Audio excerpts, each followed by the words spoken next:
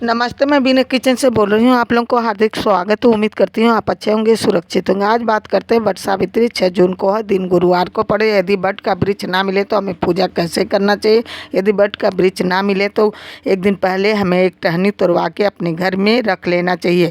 फिर उसको साफ़ सुथरा करके जगह के जैसे वट के वृक्ष का ही हमें परिक्रमा करते हैं वैसे ही परिक्रमा करना चाहिए और हमें पूजा पाठ करना चाहिए। पूजा पाठ करके अपने पति को पैर छूना चाहिए, उनकी अर्धवाय के लिए पूजा करना चाहिए। अपने बड़ों बूढ़ों की इज्जत करना चाहिए। पूजा में हमें क्या क्या सामान रखना चाहिए। हमें फल रखना चाहिए, पुआ रखना चाहिए, चना, काला चना भिगो कर रखना चाहिए। देसी घी की बत्ती होनी चाहिए।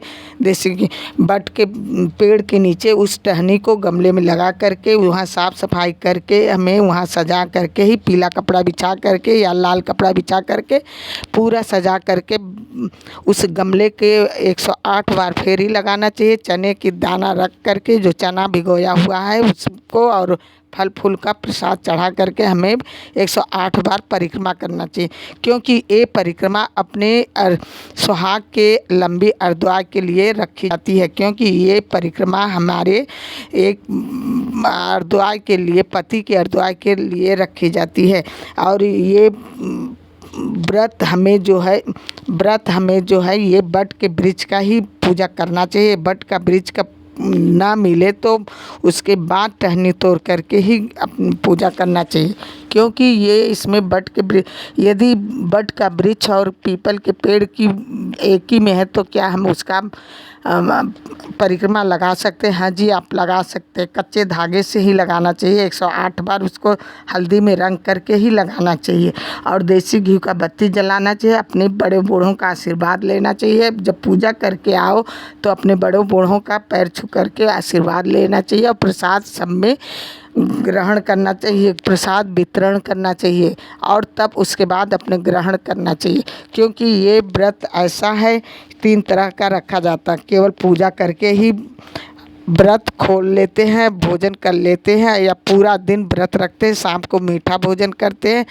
तीसरा व्रत है, इसका नियम है कि पूरे दिन व्रत रखते हैं, सुबह इसका पारण करते हैं। जब हम पारण करते हैं तब पहले हमें पारण करने के बाद सिद्धा निकाल करके ब्राह्मणों को दान दे करके ही हमें तब व्रत खोलते हैं। क्योंकि जिसके यहाँ जैसी रखी जाती उसी के हिसाब से रखना चाहिए और जैसा, क्योंकि इसमें कुछ नियम नया नहीं करना चाहिए। जैसे आपके घर में होता उसी के हिसाब से रखना चाहिए। क्योंकि आप अपने बड़ों बूढ़ों से पूछ लेना चाहिए कि ये व्रत कैसे रखा जाता है। यदि जिसके यहाँ नहीं होता तो वो व्रत नहीं रख सकते। क्या कि हम व्रत, बहनें पूछती हैं क्या हम व्रत हमारे यहाँ नहीं रखा जाता, क्या रख ले? नहीं जी, आपके यहाँ नहीं रखा जाता तो आप पहले अपने घरों में बड़ों बूढ़ों से पूछ लें तब व्रत रखें, नहीं तो व्रत ना रखें। क्योंकि आपके यहाँ जैसा होता होगा वैसे ही करना। धन्यवाद। यदि आपको मेरी वीडियो अच्छी लगी हो प्लीज़ एक लाइक, एक सब्सक्राइब ज़रूर करना। एक लाइक से प्रेरणा मिलती है और हिम्मत बढ़ती है। धन्यवाद।